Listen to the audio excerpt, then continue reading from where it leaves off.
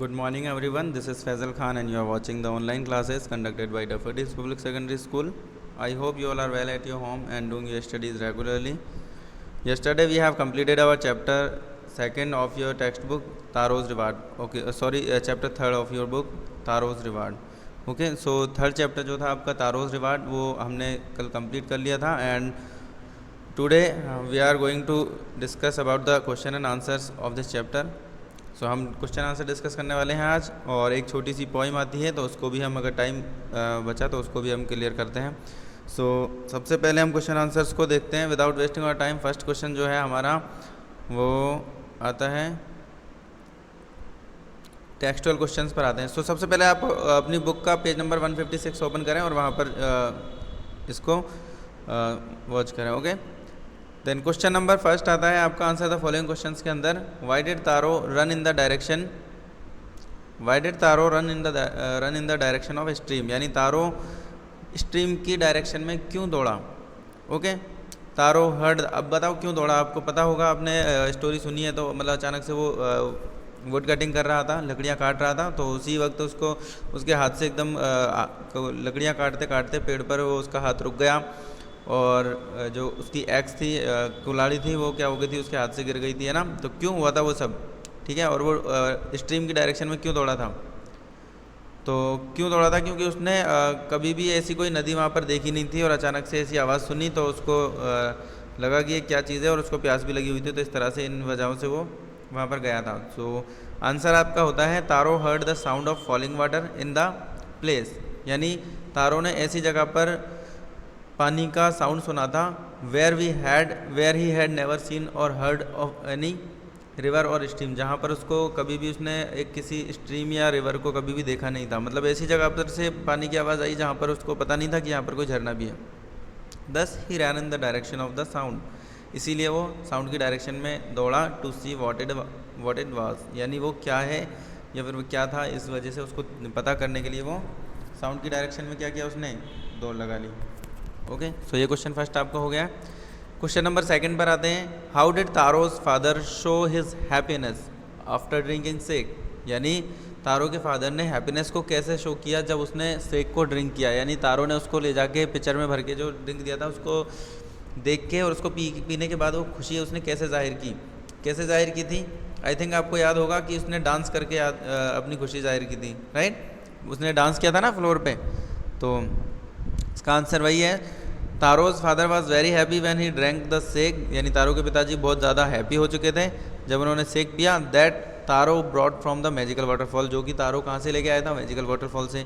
तो ये लाइन तो एक इंट्रोडक्शन टाइप में हो गई. अब इसका आंसर जो है मैन वो यहाँ से आता है. He did a little dance, यानी उसने एक थोड़ा सा डांस किया in the middle of the floor to show his joy, उसका जॉय को शो करने के लिए उसने थोड़ा सा डांस किया. तो आपको क्या करना है, जो फर्स्ट लाइन जो थी ना मैजिकल वाटरफॉल तक, यहाँ तक इसको कट कर देना है और आपका आंसर जो है इतना भी काफ़ी होगा. He did a little dance in the middle of the floor, यानी आपको सिर्फ इतना भी लिख दोगे ना, he did a little dance in the middle of the floor to show his joy. यहाँ से यहाँ तक की लाइन भी इसका आंसर परफेक्ट होता है, इसमें भी आपके कोई मार्क्स नहीं कटेंगे. लेकिन अगर आपको पूरा लर्न हो जाता है तो बहुत अच्छी बात है, और अगर जैसे जिसको लर्न नहीं हो पाता है, लर्न करने में प्रॉब्लम होती है, तो उसके लिए मैं शॉर्ट करवा रहा हूँ, ठीक है ना. तो मैं बता दूं, मतलब जो कुछ ऐसे बच्चे होते हैं जिनको पूरी चीज़ें लर्न नहीं हो पाती हैं अच्छे से, ठीक है, यानी पूरा क्वेश्चन लर्न करने में थोड़ी सी प्रॉब्लम होती है, तो उसी की वजह से वो सारे क्वेश्चनों को ही छोड़ देते हैं. वो सोचते हैं कि बहुत ज़्यादा हो गया है तो वो एक भी नहीं करते.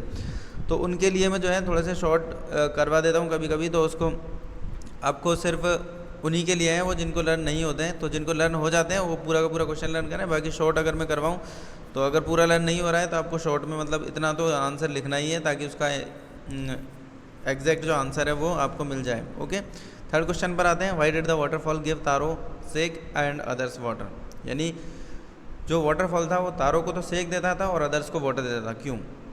आंसर इसका आपको याद आ गया होगा. क्यों देता था, क्योंकि तारो बहुत अच्छा लड़का था, राइट. माँ बाप की चिंता करता था, उनके लिए हमेशा चिंतित रहता था.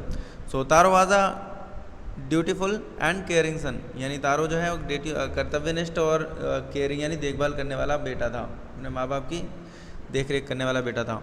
Who did his best to bring happiness to all parents, यानी उसके ऑल पेरेंट्स को हैप्पी करने के लिए उसने अपना सब कुछ अपना बेस्ट से बेस्ट देने की कोशिश की। The waterfall gave delicious shake to Taro as a reward for his love and for his parents, यानी उसके पेरेंट्स से प्यार करने के लिए तारो को उसने जो है मैजिकल वाटरफॉल ने डिलीशियस शेक दिया। And none in the village had this quality, इसीलिए क्योंकि गांव में किसी के पास में इस तरह की क्वालिटी नहीं थी। And so for them the waterfall gave only plain water, और इसीलिए वाटरफॉल ने उनको केवल प्लेन वाटर दिया।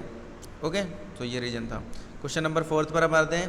तो क्वेश्चन नंबर 4 में है आपका क्वेश्चन है why did the villagers want to drown Taro, यानी विलेजर्स तारो को ड्राउन क्यों करना चाहते हैं, डुबाना क्यों चाहते थे उसमें। ठीक है, तो क्यों करना चाहते थे, मैंने बताया था आपको स्टोरी में कि तारो ने जो बोला था कि वहाँ पर सेक है, तो वहाँ पर वो गाँव वाले चले गए सारे के सारे विलेजर्स, और वहाँ पर पहुँचे तो उनको कोई वाटरफॉल में सेक नहीं मिला बल्कि ठंडा पानी मिला, कोल्ड वाटर। ओके, तो कोल्ड वाटर मिलने की वजह से उन्होंने सोचा कि इसने हमें बेवकूफ़ बनाया है, इसलिए उसको ड्राउन करना चाहते थे।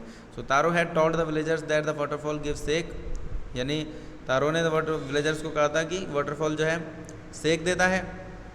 But when the villagers drank from the waterfall they found it to be only cold water, यानी उनको केवल पानी ही मिला, ठंडा पानी मिला। So this made the villagers think that they had been tricked by the Taro, यानी तारो के द्वारा उनको ठग लिया गया है, बेवकूफ़ बनाया गया है, इसलिए जो है विलेजर्स को गुस्सा आया या फिर उनको ऐसा लगा। So they wanted to drown him, और इसीलिए वो उसको डुबाना चाहते थे।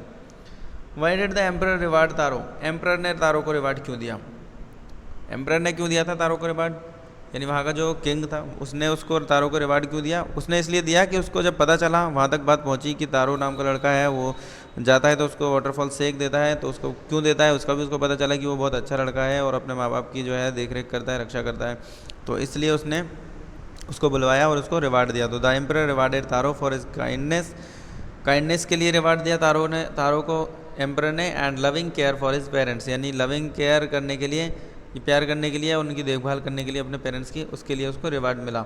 The reward was also a message to all children, और रिवार्ड जो है एक मैसेज भी था चिल्ड्रंस के लिए, यानी दूसरे बच्चों के लिए, to be dutiful and caring towards their parents, यानी उनके पेरेंट्स के प्रति ड्यूटीफुल और केयरिंग रहने के लिए एक मैसेज भी था उसके अंदर, कि ताकि इसी तरह दूसरे बच्चे भी जो है अपने माँ बाप की, माता पिता की देखभाल करें और उनको भी जो है क्या, उनको भी इस तरह से रिवार्ड दिया जाएगा, यानी उनका हौसला बढ़े, तो इसलिए राजा ने, किंग ने उनको रिवार्ड दिया।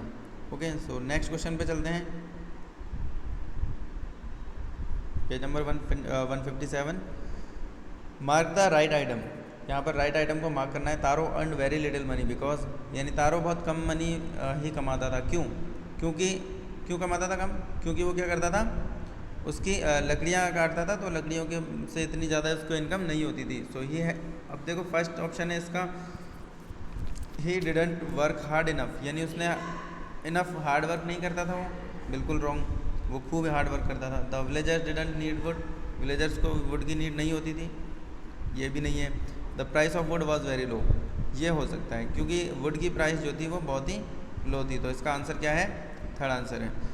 ऐसे ही सेकंड क्वेश्चन है, Taro decided to earn extra money, Taro ने एक्स्ट्रा मनी अर्न करने का डिसाइड किया, क्यों किया, to live a more comfortable life जीना चाहता था वो, नहीं। To buy his old father some sake, अपने पिताजी के लिए वो सेक खरीदना चाहता था, बिल्कुल सही, ये सेकंड आंसर इसका है। To repair the cracks in the hut, hut के अंदर वो क्रैक्स को रिपेयर करना चाहता था या अपने हट को सजाना चाहता था, बिल्कुल ये भी गलत है, तो इसका सेकंड आंसर होता है।